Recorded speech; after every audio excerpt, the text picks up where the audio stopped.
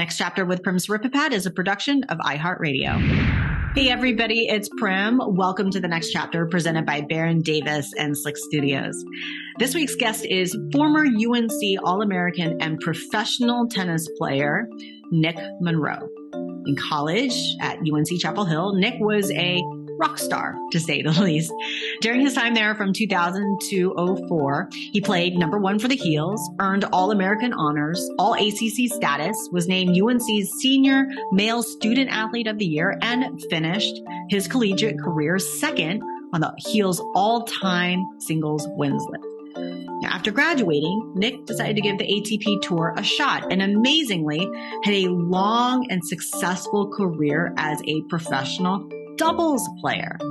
He made it to all the Grand Slams, and even though he never won a major, he reached as high as 30 in the world. And then after nearly 2 decades of playing professional tennis, Nick announced his retirement at this year's US Open at the age of 40.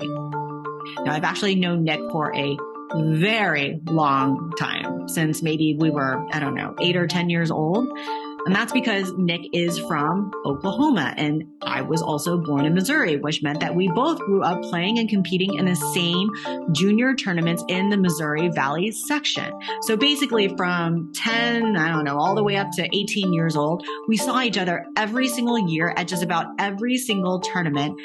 And we were also both the #1 players in the Missouri Valley section at various times. So we really connected on so many different levels. And then later we saw each other in college because he went to UNC and I went to Duke. So obviously Nick and I have run into each other a lot of times over the years and have stayed in touch. So to see one of my old friends retire from tennis is significant for me and it makes me emotional. So heading into this interview, what I really wanted to know was just how Nick has been processing his retirement. And also if he's given himself the time to reflect and process this transition. Because as we've all heard on this show, the transition from sport does not happen quickly. It takes time. It takes time to move. It takes time to navigate. It takes time to adjust. And as you'll hear in this interview, that was my hope of just giving Nick the gift of having a safe space and some time with someone who understands what it's like to leave sport to really process this critical period as he leaves behind his identity as a professional tennis player and enters this whole new chapter in his life as now an ex-pro athlete. Hope you enjoy the conversation. Without further ado, here's Nick Monroe.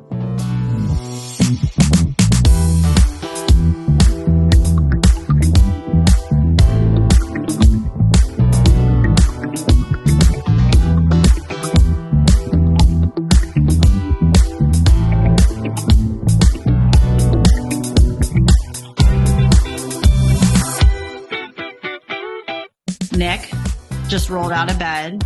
Thank you for taking an extensive period of preparation for this interview. I can see where maybe the show or where I line up in your life.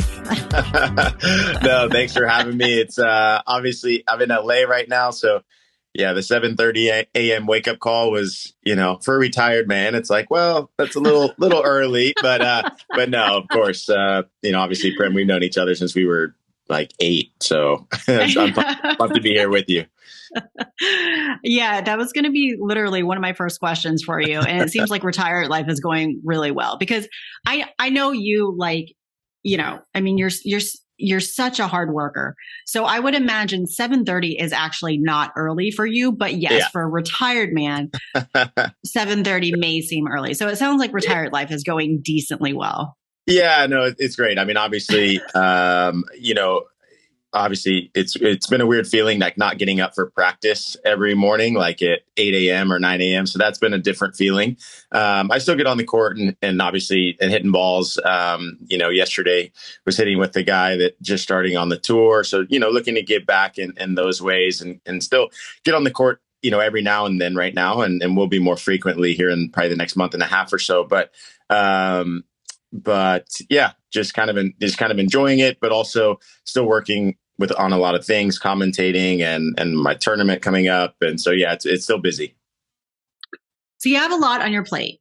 And it's funny because you and I were texting back and forth. We've been trying to connect for this show and for other various reasons, but I had Rohan Bopana on, and he's obviously still on the tour. He's a little bit older than us. He's 42 years old. So he's certainly a veteran. And our conversation, because he's still playing, our conversation centered around, for me, I was asking him the question, like, does it make it easier to see some of your peers, Serena Williams, Roger Federer this year? Your name came up because you two have known each other for a very long time. Does it make it easier to walk away from the game? So I'll pose the same question for you. Does it in any way make it easier to see some of your peers, especially with people like Serena Williams and Roger Federer walking away around the same time? No, I mean, it didn't really make an impact. I mean, obviously it made an impact, like obviously two goats of tennis, but this was more a decision, obviously, for me. I always told myself when I retire, I didn't want to leave any stone unturned. Like I wanted to give everything I have no regrets. And then I felt like, because there's been other things the last 2 or 3 years that have come up, people wanting me to coach them, whatever it might be. And I was just not in that, ready for that. And then, got to the point where I said, okay, look, rankings dropping a little bit, but also I felt like I'd done, everything I'd wanted to do in the sport as far as all the travel and playing all the Grand Slams and all that stuff, and was ready for new chapters. So obviously to see Serena and Roger kind of out of nowhere kind of doing the same thing was surprising and feels kind of cool that we all kind of did at the same time, the US Open or right after for Roger. But yeah, this was more, for me and feeling like I was ready for the next chapter. So what was the decision process like for you in trying to reconcile, like, okay, it's going to be this time, because you made the announcement at the US Open. So how did you get to that point? I think it was also for me, I've been dealing with some injuries in my elbow and things like that. And so my ranking had dropped to about 150. And, in tennis, as you know, you got to play some of the challengers at that level to get back to the top 100. And, I know I have the game and still have the love for it to get back there. But it was like, okay, do you want to grind another 5-6 months to get back kind of in that top 100 range and get back? But, and I'm willing to do that. But by the same token, I said, look, I'm enjoying the commentating. I'm ready to start coaching another player on tour. I'm ready to give a lot of effort and everything that I'm doing for my tournament coming up. So there's a lot of things that I was trying to do all at once. And so it's like, okay, let's kind of like, just package a few other things together and focus on them. So in some ways it made it maybe a little bit easier because you had a few other things going on. So have those other options not emerge, including some of your analyst work with Tennis Channel, the coaching the player, and also your tournament coming up? Had you not had those, would it have been harder to walk away? 100%. If there weren't other things to focus on, I think, then it would have been much more difficult, right? And then probably would still be pushing and trying to keep going for it if I didn't have other avenues that I'm interested in. And so I think that's helped a lot to be able to, hours throughout the day, work on these other things. So yeah, I think it's definitely tougher if you're kind of waking up and then you're like, oh, what am I going to do today? Right. And so that makes it tougher because then it's like, well, maybe I should just get back on the court and get after it again, which yeah, luckily right now, I have other avenues that I'm pursuing. So it's nice. So what was your last match like? Funny you asked that. Well, so US Open being my last tournament, my first round, I was playing with Keegan Smith.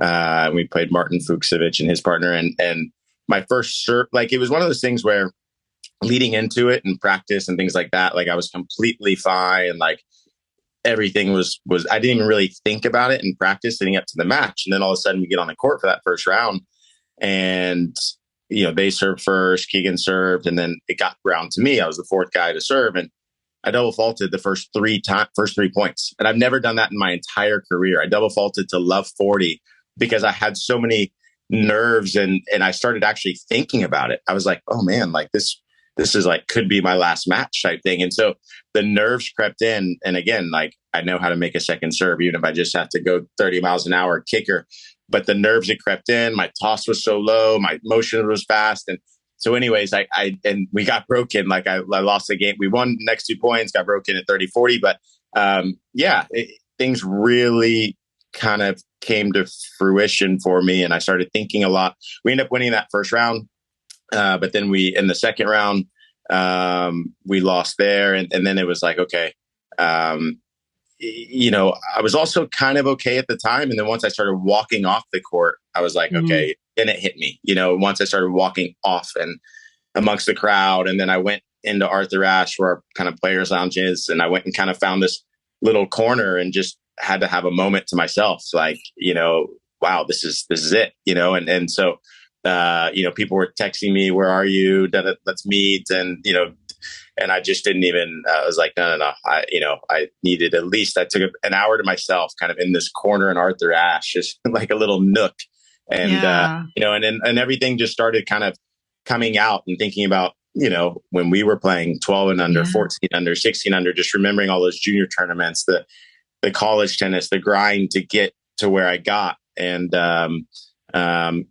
so it was tough, but then appreciative as well. And I was like, man, you did it, you got where you wanted to go. And so it took me an hour to kind of get my feelings back together and then go out and meet the people who came to watch me and support me. Oh my gosh. What such a powerful moment. I mean, even you just touching on it made me emotional because even when you're talking about it, I started having flashbacks of us as little kids. Yeah. I mean, we truly have known each other. I don't even know, like 8, 9, 10 years old, whatever it is. Yeah.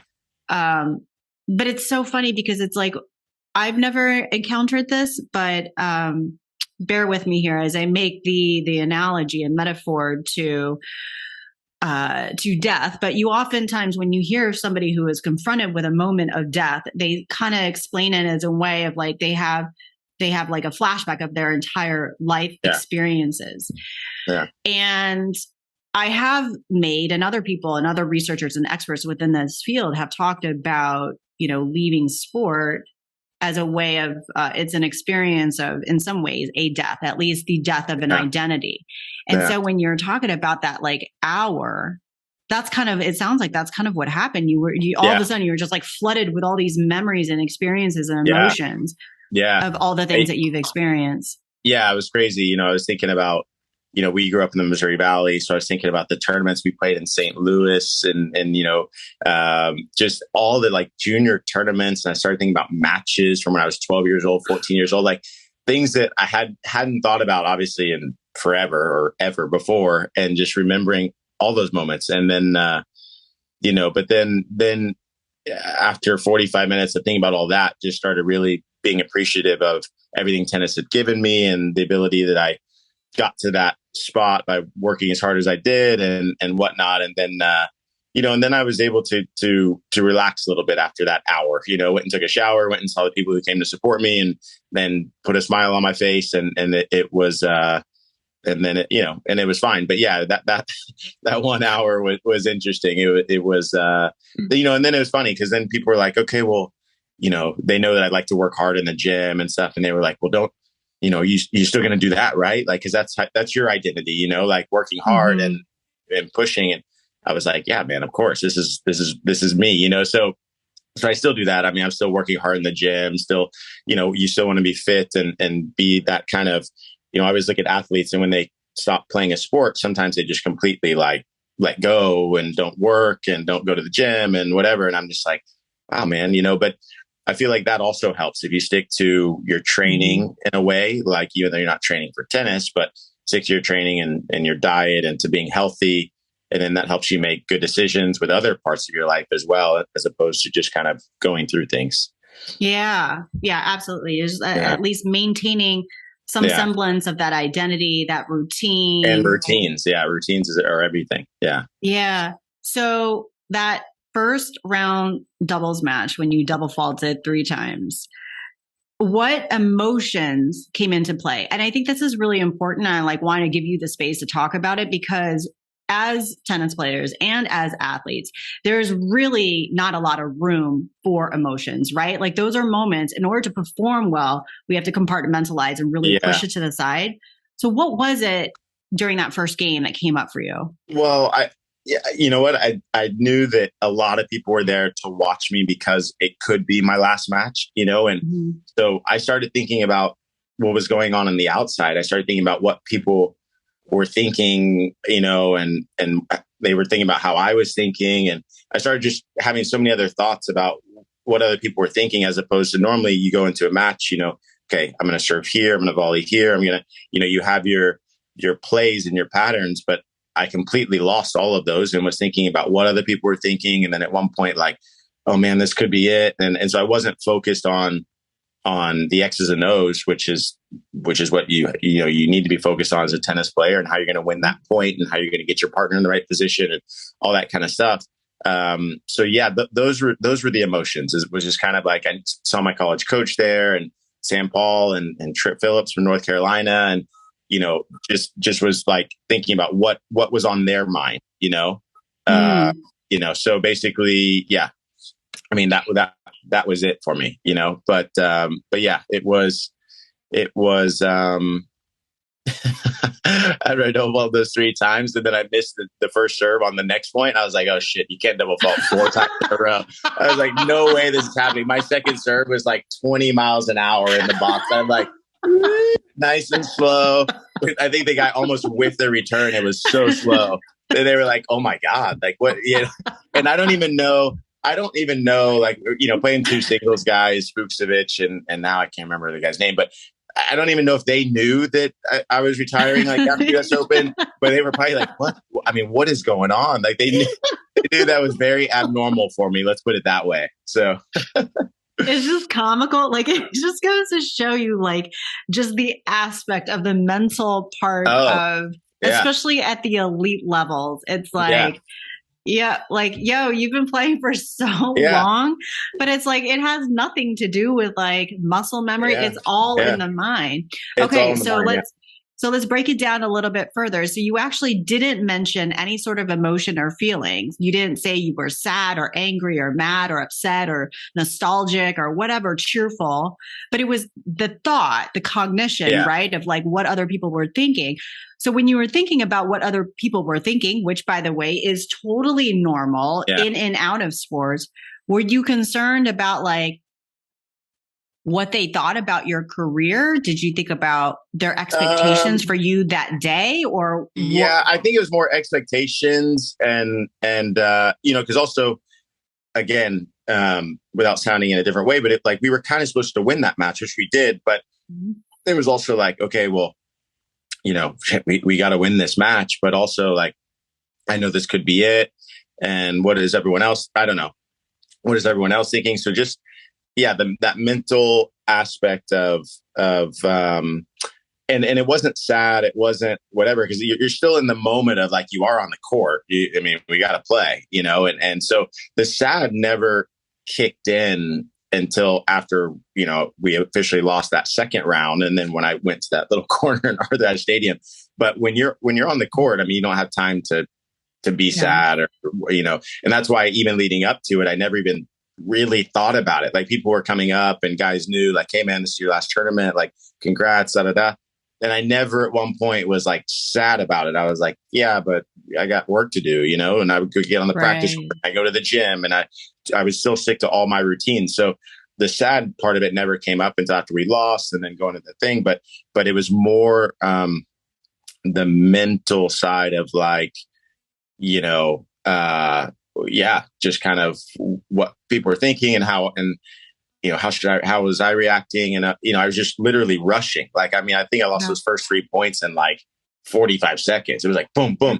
I need balls. Boom, boom. There was no taking time and whatever. And even at Love 40, Keegan comes back and he was calling me the OG and he was the YG, So he's like, oh, gee, YG's got you, man. YG's got you. People probably don't know Keegan Smith, but he's one of the funniest guys you will ever meet in your life. And so he kind of like made me laugh. And I was like, okay, man, okay, we got this. You know? Then we still lost the game, but then we played like, unreal after that. But yeah, it was just getting into that moment of like, look, we're a team, we stick together and we'll figure it out. Yeah, that's so great.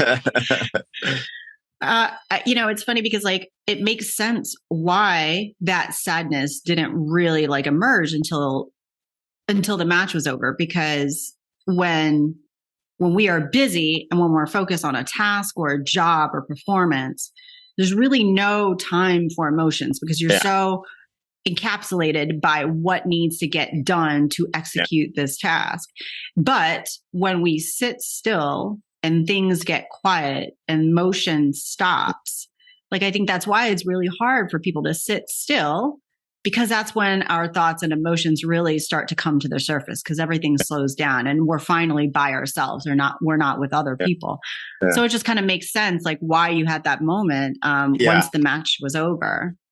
Yeah, no, for sure. And as you said, like, I mean, I was still leading up to it, I was going to practice at 7 a.m. every morning and like, really sticking in my normal US Open routines. Like I like to get in practice before everyone else because it becomes a zoo starting at like 9 a.m. So normally I practice from 7 to 9 in the morning and just get it done. Right. And everyone's like, man, like you're out here early, but they knew that's how I always work. But they're like, man, it's your last tournament, like, maybe, you don't need to come in. And I'm like, no, this is what I do. This is how I work. This is whatever. So, the motion just kind of kept going, as you said. I mean, in the morning, and then getting a massage, then I would be commentating in the afternoon. So I had so many things I was doing at the US Open, from playing and commentating or whatever, that there was no time to think about it really, So have you given yourself time to think about it since your last match, or would this probably be the first time since that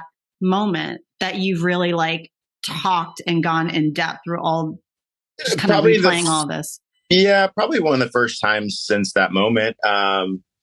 Because again, like even after we lost that second round, I mean, I went and commentated like 2 hours later. I went and commentated the match, and then the next day I even hit some balls in the morning with someone, then went and commentated, so I was just busy. And then, and again, when I talk about not wanting to have any regrets, I mean, I really feel like I left it all out there. I mean, I always told myself every time I'd walk on the court, I'd want to feel like I've outworked the guy who's on the opposite side of the net, or the two guys in double.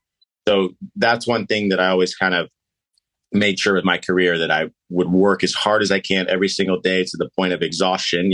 Kobe talks about that, but that's really how I like to feel at the end of the day. Like I'll run that extra sprint, I'll hit those extra serves, I'll do all those extra things, like, because I truly feel that. And, I wasn't the most talented guy at all. Like there's so many talented players out there. I was more the guy who's just going to need all the reps, work as hard as I can to kind of stay where I needed to be.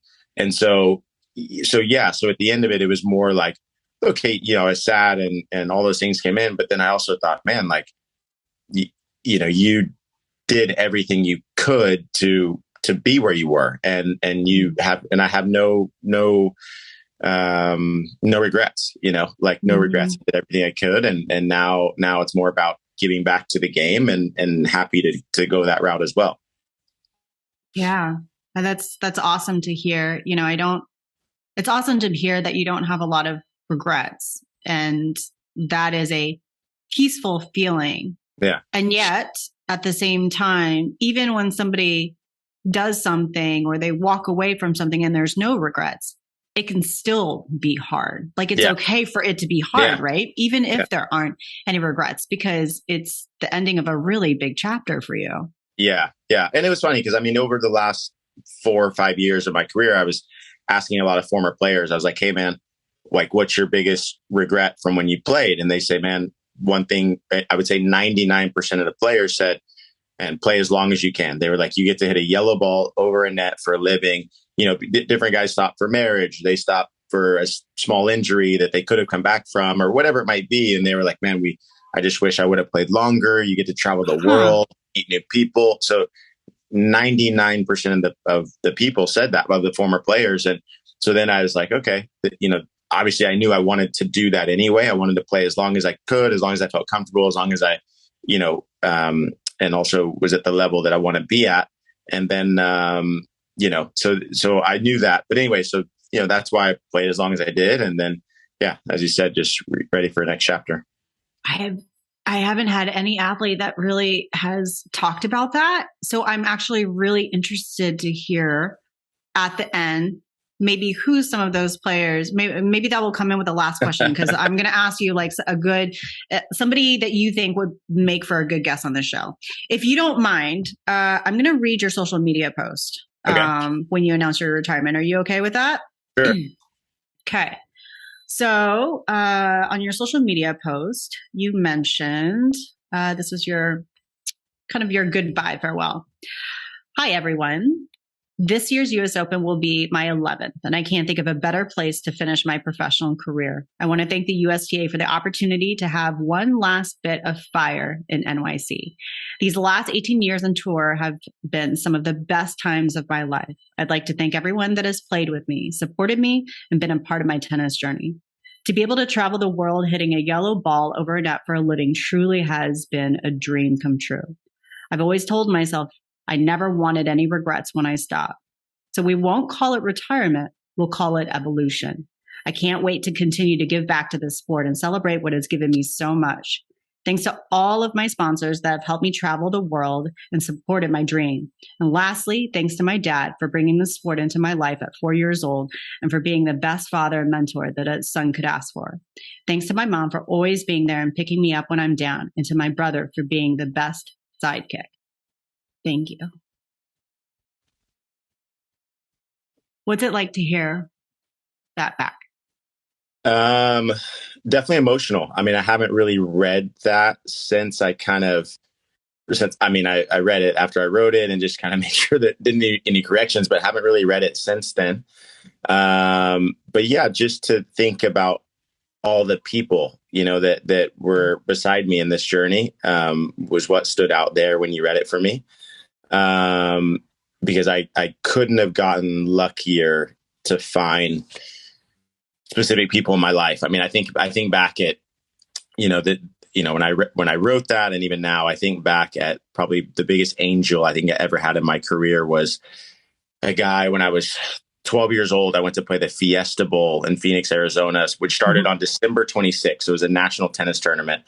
And again, it's the day after Christmas. And my dad told me in like early November, he's like, "Hey, we're going to go play this tournament in Phoenix." And I'm like, "When is it?" And he's like, "December 26th." I'm like, No, I don't want to miss Christmas at home. I'm 12 years old. And I'm like, I don't. Yeah. And he said, no, we're going to go. And so in juniors, my dad and I, we would drive everywhere, as you remember, but we drive from Oklahoma to Miami, Oklahoma to Phoenix, Oklahoma to LA, like 20-hour drives, whatever it was, in a minivan. I slept in the back seat, and my dad would just drive along and wouldn't even stop. He would just keep going. And so anyways, I didn't want to go, but we ended up going on December 22nd, drove all the way to Phoenix. And so I played this tournament. And so I'm in the quarterfinals on December 28th and playing against a guy, Dante Haynes from California. And so when I was playing Dante, we're on this little back court in the quarterfinals of a national tournament. Literally my dad watching, his dad, and there was one guy behind the fence watching, and he was there the whole time. We played 6-4 in the third, 3.5 hours battle, and then I lost. And so I come off the court and I'm about to cry and And so this guy, Dennis, walks up and he said, "Hey man, I really enjoyed watching you play. You got a lot of game, And I'm like, "Oh, thank you." But meanwhile, like I'm crying now. And my dad walks up and Dennis goes, "I really like to invite you guys over for dinner tonight." And I'm thinking like, we don't know this guy at all. Never seen him before, never what. And he's literally watching behind the fence for 3.5 hours, didn't move his same spot. So for some reason, my dad said like, "Oh yeah, sure. Let's do it." I'm like, "What? We don't know this guy." So anyways, an hour and a half later, we end up going to this guy's house. And he starts talking about how, like I really love tennis. I used to help sponsor a player and whatnot. Okay, cool. I'm 12. I don't know. So we stay there for a couple of hours. And then long story short, he kind of started following my junior career. Like he showed up at the finals of Easter Bowl when I was in the finals there and beat Trace Davis in the final to be the number one player in the country. And then he came to a couple other junior tournaments, and I was thinking, wow, this is kind of cool. But, he never called. He would just show up, And then he asked me after I was getting ready to graduate from high school, he called me. He had my number from my dad, and he's like, "Hey, you're going to college, right?" And I'm like, "Yeah." He's like, "Well, if you graduate on time, I'll see what I can do." And so I'm like, I don't know what that really means, So sure enough, I go to my last semester of college, and then he calls me. He said, "Hey, are you going to graduate on time?" And I was like, and I was taking like 12 hours each semester. So I was a little bit behind. And so I was like, yeah, I will. And he's like, okay. And so I literally filled up my last semester, 17 hours, made sure I finished on time. And then once I did that, this guy sponsored me for 7 years on the tour. Wow. Full sponsorship, didn't want any money back. I didn't have to pay a dime to him. Basically sponsored me for about $100,000 a year. Didn't have to pay him anything. And it was one of those things where I call him an angel to this day, because without him as a sponsorship, I don't know. I mean, I would have gone out there and tried to play, but I didn't have any help, and how expensive it is to play, so right? Expensive. So just thinking back to 12-year-old not wanting to go to Phoenix, we end up going, and this guy watches behind the fence and asks us to dinner, and somehow we do it. And, and I literally call him my angel, because he was just there every step of the way, kind of, popping in and out through the junior tournaments, but then saying, "You know what, I'm going to help you pursue this career." And he said, "Look, I don't want anything in return. I just want to see you work hard, and hopefully one day you'll hold up an ATP trophy." And so then I was able to do that 4 times in doubles. And then actually for 3 of the years, he paid for my dad to come with me on the tour. I was fortunate enough to have an unreal start, or, to a professional career, and being able to just focus on tennis, not having to worry about finances and whatnot. Yeah. So we still email every week to this day. And I was very fortunate to have him. So when I write that post and think about all the people who are involved, he's, after my dad, I mean, he's number 1 or number 2, because without my dad starting me at 4, and without this guy, I mean, I wouldn't have been where I was, and so that's emotional. But yeah, there's so many people obviously in your life that help you to get to where you need to be. My goodness, what a blessing. Yeah, I mean, my questions, I don't want to go too off track, because I know we have a limited amount of time, but my mind immediately is like, well, what does he do for a living? Is he Bill Gates? Like, he must have but I'm not going to go off track, because I want to, But either way, I mean, I think that, your post, and when we reflect back on our careers, it is this weird individual sport where you're just like, it can feel so isolating at times. Yeah. And yet, I think along the way, I should have done a better job. And I think I did, but I think it's so important truly to like really recognize, like, you wouldn't have been able to get there without the people around you. Yeah. And also including your dad. And I think that was going to be my next question, because when I think about you, I always think about your dad, because your dad was your coach, right? Since how old? 4 years old. Yeah. Okay. So when you started. Yeah.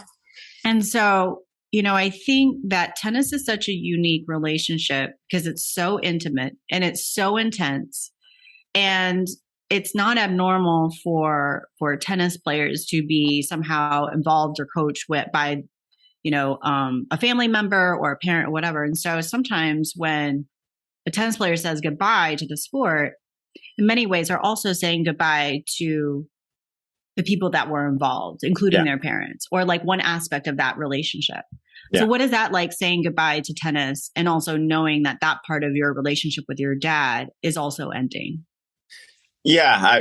I think when I was playing at the US Open too, in that first round, or, in the second round, I looked at my dad and saw my college coach, and just realized how many hours they've put into my career, and not wanting to mess it up. Right. I wanted to perform. I wanted to bring my best. I wanted to show them that everything they did got me there. Right. And so now, obviously now we're not on the court every day in Austin, Texas, where I live. I would always go back home. We get back on the court for 2 hours a day and really do that work. But we, we still spend a lot of time together because I'll still go to the gym now for a couple hours and he'll come with me to the gym, so we still have that bond of like, he's still going to come with me and we're going to talk tennis, we're going to talk commentating, we're going to talk different sports. And so we still have that connection.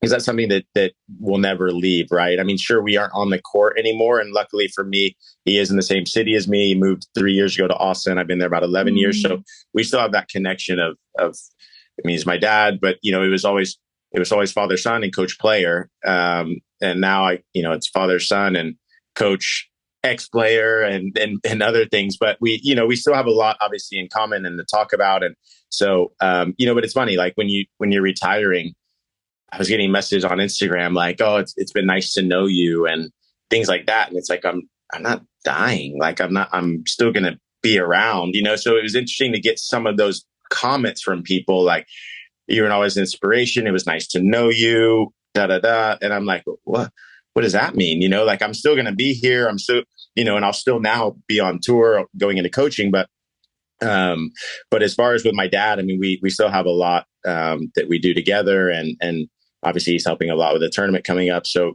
there's a lot that's happening as a family still. So it's also recognizing that you still get to be father and son. I think when when I was thinking about your, for whatever reason, Mike Golick Jr. came to mind. He's obviously, former Notre Dame and NFL player, and his dad also was a big time NFL player too. And when I had Golick Jr. on the show, I replayed a moment where they were saying goodbye to Mike and also to Golick Sr. And he started crying. Mikey started crying, but he was like, the good news is like everybody has to say goodbye to you, but we don't have to because you're always going to be there as our father. And when you were kind of talking about that reminded me of your relationship with your dad.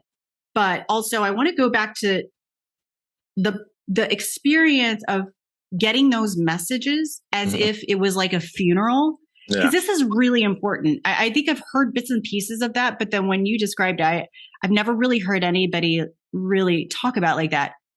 So what were the messages, and why did it sound or feel like a funeral? I mean, I think it's interesting because you get two different types of messages. Like, it's been an unbelievable career. Like your next chapter is going to be awesome. Can't wait to support you through it. But then also you get like the messages of it's been nice to know you. And then just the wording of things. Yeah. People are like, oh, because I'm not going to be on the tennis court, then I don't know what I'm doing. Like, then like they'll never see me again, or, who knows what I'm doing, but it's been nice to know you, like I'm completely disappearing somewhere just because I'm not like a professional current athlete, it's like, so yeah, it was interesting getting some of those messages from certain people. Was like, wait a second, we can still be friends, or, we can still hang out. We can still, because I'm not a current professional athlete, we still have things in common. So, but again, getting those messages and whatnot, I mean, look, as athletes, we get messages all the time when you lose a match and they're calling you names, and, so you get all kinds of different messages on Instagram, especially. But, you have to obviously stay true to yourself, stay true to what your plan is and your goals in life. And obviously for me, it was like, okay, we're giving everything we have to this US Open, and I'm not worried too worried about those messages. But then when I did get on the court for that first round, different things crept in, but then I was like, okay, we got to refocus. So it took me those 4 games to refocus. But yeah, I mean, everyone's going to have an opinion, and you have to try to block it out as much as you can.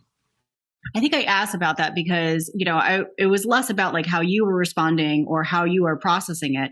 But for me, in the research that I'm doing right now, I'm going through the PhD program and all this other stuff. Much of my focus is about how society and our sports assess society, and also the personnel, coaches, administrators, governing sports bodies, and all this stuff play into this picture and fuel this dynamic of how athletes not only experience sport, but also how they leave sport. And so what you were just talking about, there is this like that brief or that frequent interaction on social media even though fans aren't doing it in a way that with any sort of like malintent, but it is kind of sending the message of like, oh, since you're no longer going to be a professional athlete, like peace, you're now dying. And also that's like sending kind of almost like sending this implicit message of like, you are no longer going to exist in my world because you're no longer a professional athlete, which also implies that like being a professional athlete is somehow more important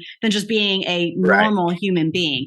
I mean, I'm dissecting this and taking it in all different directions, but I'm not going to let this go because like this kind of stuff, I want to highlight that because that's what makes it hard for athletes to walk away from the game because it sends that message of like, oh, I'm just not going to be anybody because now I'm not a professional athlete, you know? Yeah. It's, you know, it's, people think, oh, you're quitting. It was nice to know you, And you're like, no, you know, and then they want to go, they'll go follow another, you know, maybe there was a follower of mine or whatever. Now they'll just go follow someone else, you know, and don't care about the rest of won't care about the rest of my life or whatever. So it's interesting. It's very interesting. You know, but again, that's why you just have to stay focused in what you're doing day in and day out and stick to your routine, stick to your goals.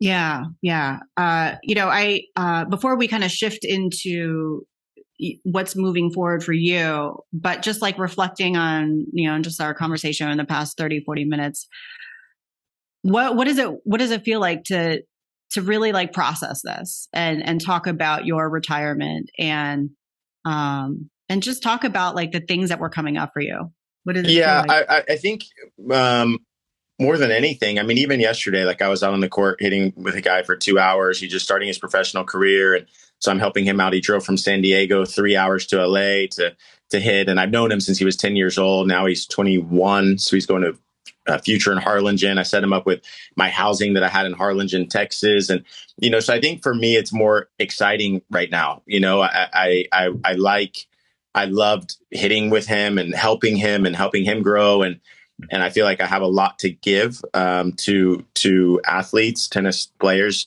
and so I'm just excited. Like I'm excited to keep pursuing the craft of the commentating, keep pursuing the craft of developing players, and then also with my tournament coming up in November, just everything is about giving back to what I started at 4 years old, right? So it's not really like sad, and I don't really. I mean, I think the first week or two, I was like, wow, this is weird. Like not waking up at 8 or whatever to go practice, you know. Now I wake up and I'm fine with it. I'm like, okay, now I'm going to wake up and go to the gym for an hour and a half and I'm still getting my work in. And then I have all these other things that I have to do. Right. So there's no real sadness. It's just more excitement for me. So it sounds like it's not necessarily sadness. There might be certainly some moments of emotional aspect because there's that depth or whatever, but there's also excitement because you have a lot of other things going on. So how would you define your North Star? Because I know you got your tournament coming up. You have your analyst work with Tennis Channel. You're also coaching, it sounds like, or at least on the cusp of maybe a beginning relationship. So what is your North Star in terms of like what's propelling you forward?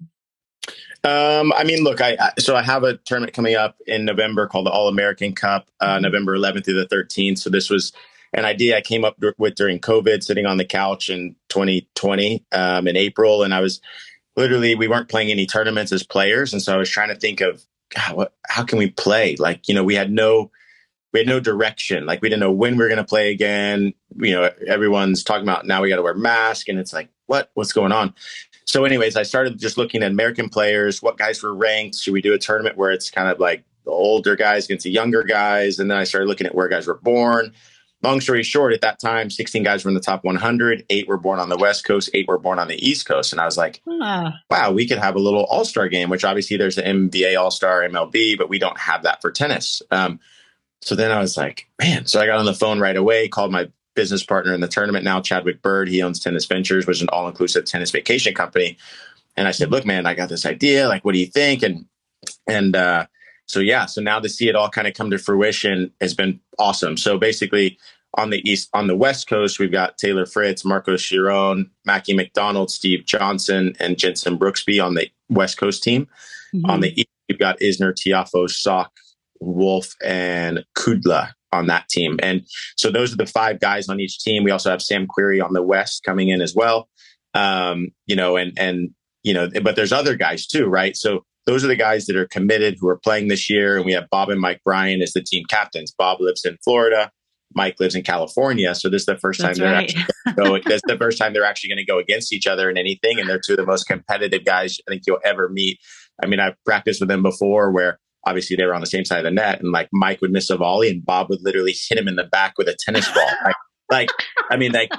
This was at the French Open, literally like 3 days before the first round. We still had plenty of time, but like Mike missed a volley on top of the net and Bob literally fired a ball into his back. And Mike's like, oh, and then they kind of give each other a look and they're like, and then they get back to work, but they're 2 of the most competitive people ever. So they're already just so pumped. And, Bob was one of the first calls I made and he was like, look, man, I talked to him for a minute and he's like, let me call Mike. I'll call you back. And literally a minute later, he's like, we're all in. He's like, let's make this a staple. Let's make this a staple for American tennis, at the end of the year, every year. And so I just mentioned the guys that are playing, but also on the West Coast, you have Brandon Nakashima, you have Maxime Cressy, guys like that. Nakashima can't play to the next gen final. Maxime Cressy is going to be training already for the new year. On the East Coast, you still have a Riley Opelka who's not playing because of his hip. He says he has hip surgery. You have Tommy Paul, who's going to take a week off before Davis Cup. You also have Sebastian Korda. So you have 8-9 guys on each side. So plenty of guys to make a team of 5 every single year.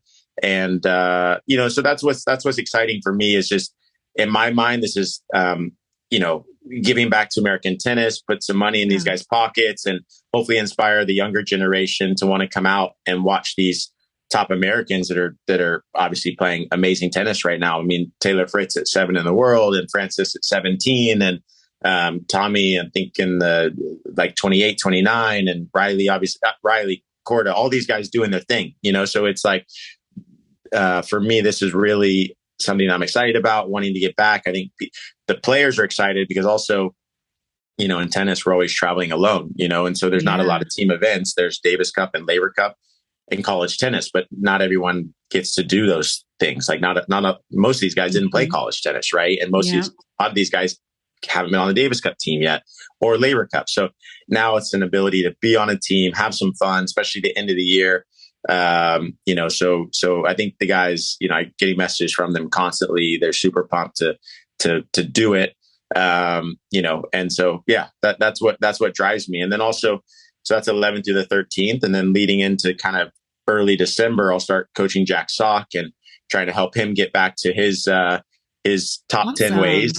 And we've known each other since he was 17, 18, so over 10 years. And so that's exciting.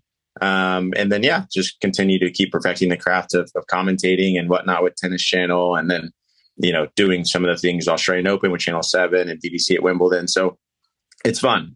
But the main thing now is 1 month away from the All-American Cup and making sure that it's, as a player, I've been to so many tournaments around the world. So just wanting to bring everything that I've seen at all these other tournaments and make it interactive for the fans, have the players meet a lot of the fans. And just, we have VIP tables sitting right next to the court. So basically almost where you can touch the guys. So make it very, fun. Very interactive, and so they can feel the energy of the players. And so I'm excited. I want it to be a lot of fun. I want it to be the best thing that fans enjoy, and the American players, I want them to really be like, man, that was sick. So that's the goal. That's so awesome. I can see how excited you are just about all these different things, and you get super pumped about this tournament.